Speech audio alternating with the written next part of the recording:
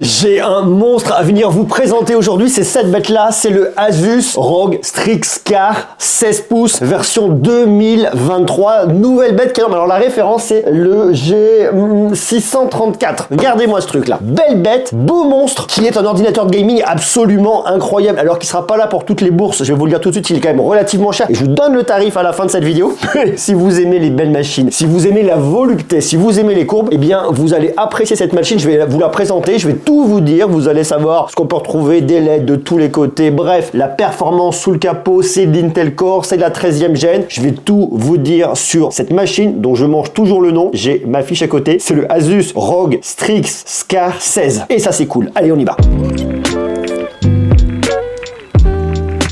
On va commencer par le format. C'est une bête qui est quand même assez épaisse, assez grosse. Regardez-moi ce truc-là. C'est quand même relativement épais. Il fait ses 2,5 kg, donc vous n'allez pas fatalement l'emmener partout avec vous. C'est vrai qu'on se dirait c'est un PC portable de gaming. C'est un produit qu'on peut emmener partout avec soi. Pour autant, je suis pas extrêmement convaincu parce que je le trouve quand même relativement lourd. Je le trouve relativement épais. Alors, on peut l'emmener si vous partez en vacances ou que vous allez faire du télétravail, je ne sais où. C'est clair, c'est facile, mais c'est pas un truc qu'on va glisser tout le temps dans un sac à dos et emmener. Ce truc-là, c'est quand même épais et c'est pas nécessairement totalement adapté. En plus de ça, si vous voulez prendre son bloc de charge qui vous servira à faire des haltères, donc si vous voulez vous muscler un petit peu, bien vous pouvez le faire avec ça, qui est quand même aussi relativement costaud. Alors chargeur bien évidemment secteur qui est très rapide, donc ça c'est cool. On se parle ici quand même de 330 watts, hein. On n'est pas là pour déconner. Donc bon voilà, on a un truc qui est quand même un petit peu fatas. Donc en termes de mobilité, cette machine, même si c'est un PC portable de gaming, on va pas forcément l'emmener tout le temps partout avec soi. Après en termes de finition, alors il y a vraiment un parti pris qui est très élégant et très joli ici fait par Asus. Vous allez avoir toute cette petite arête arrière qui servira au niveau de la ventilation parce que ces machines-là, il faut venir les refroidir. Et je trouve ça assez joli en fait, ça donne vraiment une courbe qui est très très particulière. On est sur un châssis totalement en plastique avec le logo qui est là. Cette petite diago qui est très jolie mais qui est pas vraiment diago parfaite, vous voyez comme on pourrait l'avoir ici d'un angle à l'autre, mais qui vient un peu casser cette symétrie qui est assez jolie. À l'arrière, de l'extraction d'air, bien évidemment, il faut venir ventiler. Sur le dessous, il y a aussi un parti pris qui est très joli avec, vous le voyez, il y a écrit ROG là. Toute l'optimisation au niveau de la ventilation également qui va être surélevée là par des petits patins. Enfin, c'est pas si vraiment des patins, mais en tout cas que vous avez ici. Je sais pas si on peut parler de patins sur un ordinateur portable. Donc il est plutôt bien fait et totalement optimisé pour la ventilation. À l'avant, vous allez voir, on a de la LED, il y a de la LED à l'avant, il y a de la LED également à l'arrière, il y a de la connectique. Alors on peut commencer par regarder la connectique, mais vous le voyez déjà ici, vous avez une très grosse grille qui va servir à ventiler une fois de plus. Là, vous avez votre port d'alimentation, du RJ45, du HDMI 2.1. Vous avez deux USB-C qui vous serviront en plus à venir le recharger. Si vous voulez le charger en USB-C, vous pouvez le faire. C'est du 3.2. DisplayPort, Power Delivery bien évidemment, je vous l'ai dit, G5 également. Vous avez une petite prise jack ici pour le micro et pour le casque. Et de l'autre côté, vous avez deux USB-A 3.2. Donc en termes de connectique, on a ce qu'il faut. Alors on voit qu'on est sur un PC de gaming et pas un PC pour les créatifs parce que vous n'avez pas de port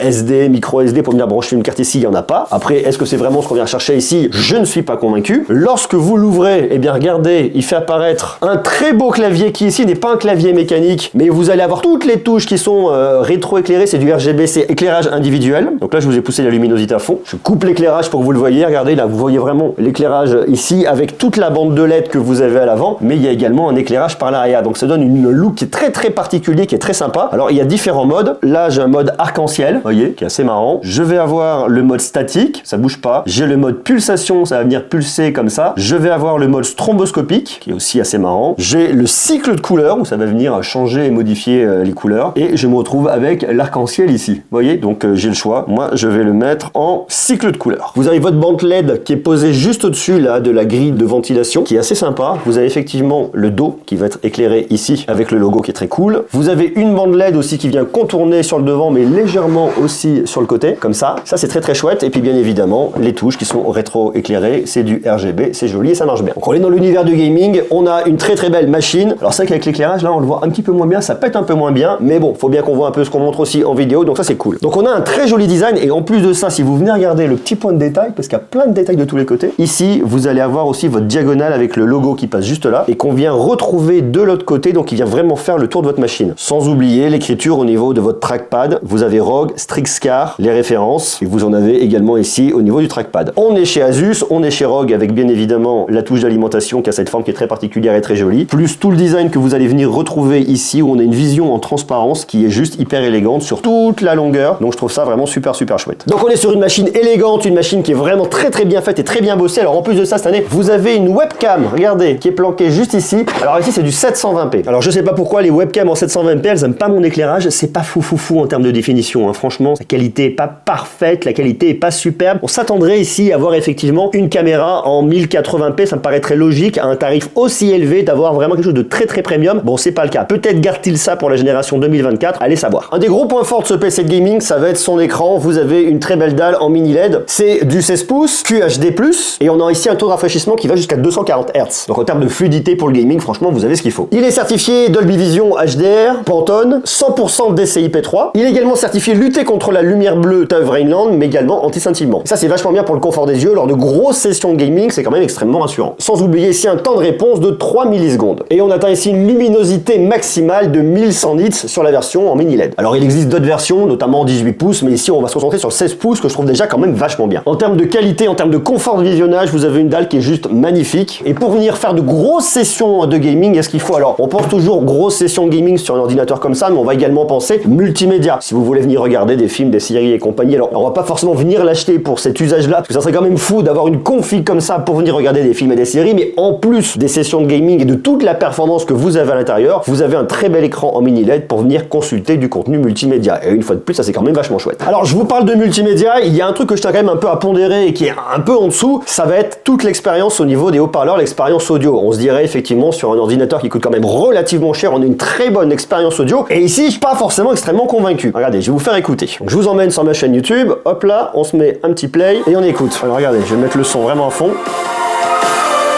Vous voyez, il y a un truc qui est quand même très médium. Bon, c'est assez large hein, au niveau de la spatialisation, c'est pas dégueu, mais je reste vraiment pas convaincu par la qualité audio ici et la qualité sonore. C'est vrai que j'ai tellement pris une claque ces dernières années avec les derniers MacBook Pro, où vous avez une très belle spatialisation et le spectre est très bon, très large, donc là ça marche très bien au niveau des graves, au niveau des aigus, des médiums qui sont très jolis. Là ça reste quand même beaucoup dans le médium et c'est un peu dommage. Alors on nous dit effectivement il y a Dolby Atmos, il y a toute l'expérience. Bon, ok, on sent que c'est large, mais vous voyez, ça manque vraiment de quelque chose et je reste un peu sur ma faim là-dessus. Alors on se parle vraiment ici d'une machine orientée gaming, avec de la performance, soyons clairs. Moi ici j'ai une version avec un i9, je suis sur une 13e génération en Intel Core. La référence exacte c'est la 13980HX, comme ça vous savez tout. En plus de ça, j'ai une carte graphique, j'ai une Nvidia GeForce RTX 4090 avec 16 Go de mémoire graphique dédiée en GDDR6. Et là sur ma config, j'ai 32 Go de RAM en DDR5 et je peux monter jusqu'à 64 Go de RAM. Donc en termes de performance, vous avez vraiment ce qui va ici. Alors ce qui fait que cet ordinateur, il va être aussi bien orienté pour le gaming, mais si vous êtes gamer et que vous faites de la vidéo, que vous êtes monteur aussi, vous avez une machine qui ira parfaitement bien. Tout en sachant que en stockage, je vais soit avoir 512 Go, soit 1 Tera, soit 2 Tera ici en SSD PCIe. Il y a un sujet aussi super important sur les ordinateurs portables comme ça de gaming, c'est l'autonomie. Alors souvent l'autonomie c'est pas le truc le plus fou, c'est un peu le parent pauvre. Et ici une fois de plus l'autonomie elle est pas dingo. Vous avez beau avoir une batterie de 90 Wh, vous allez pas aller extrêmement loin. Une fois de plus ça va dépendre des modes dans lesquels vous allez être. Je vous montre. Dans Armoury Crate vous allez avoir différents modes. Là vous voyez je suis en silencieux par défaut. Je peux venir me mettre en performance si je veux. Là vous voyez ça va tout de suite monter, ça va aller un peu plus loin en termes de perf bien évidemment. Et une fois qu'il est branché je peux me passer en mode turbo. Alors bien évidemment ça c'est quand même très pratique. Ça me permet d'aller beaucoup plus loin en expérience de gaming. Le mode silencieux en termes de gaming vous allez être un peu limité. Il faut venir monter dans les tours bien évidemment. Vous le branchez sur le secteur et vous profiterez de la meilleure expérience. Si vous restez en mode performance et que vous ne le branchez pas sur le secteur, vous allez fatalement avoir l'autonomie qui va descendre. Donc ici vous attendez pas à avoir une autonomie folle et l'emmener pendant des heures, 8, 9 heures, 10 heures à venir jouer sur batterie. Clairement ça sera pas ça. Ça va être bien en dessous. Ce que je vous recommande quand même, c'est dès que vous en avez la possibilité et que vous venez jouer, eh bien vous le branchez sur le secteur. Sans quoi vous risquez de souffrir au niveau de l'autonomie et de toute façon vous ne pourrez pas activer le mode turbo. Ce qu'on recherche ici c'est le maximum de performance, donc le mode turbo on en a besoin, soyons clairs. Tout en sachant qu'ici vous avez 4 sorties pour venir extraire l'air que vont venir évacuer vos ventilateurs. Et en plus de ça, que ce soit au niveau du CPU et du GPU, vous avez une dissipation thermique qui se fait avec le métal liquide thermal Keithley Conductonote Extreme. Voilà, c'est très compliqué à lire, c'est sur mon papier en fait, hein. La référence elle est un peu imbitable, mais ce qui vous permet d'avoir une très bonne dissipation thermique au niveau de cette machine. Alors bien évidemment ça va dépendre si vous le mettez en turbo extrême compagnie, que vous le mettez sur les genoux, vous allez le sentir. Mais est-ce qu'on vient jouer avec un PC de gaming sur les genoux? Pour moi la réponse est clairement non. Pourquoi? Eh bien parce que d'une ça va vous chauffer les genoux et c'est pas bon, et de deux ça va venir bloquer la dissipation thermique avec vos genoux qui vont être posés là, donc vraiment ça on évite et on le fait pas. Au niveau logiciel sans surprise on tourne sur un Windows 11, vous connaissez Windows 11, on en a déjà parlé, ça marche bien, ça c'est cool, pas de surprise ici. Je vous parlais de ce clavier tout à l'heure que je trouve très agréable, super confort à venir utiliser, donc ici pas de mauvaise surprise également. Le fait d'avoir ces raccourcis sur le haut, je trouve ça bien. Vous pouvez venir switcher très facilement au niveau des modes, notamment passer en mode performance ou en mode silencieux, ça c'est plutôt bien. Également le mode aura pour venir changer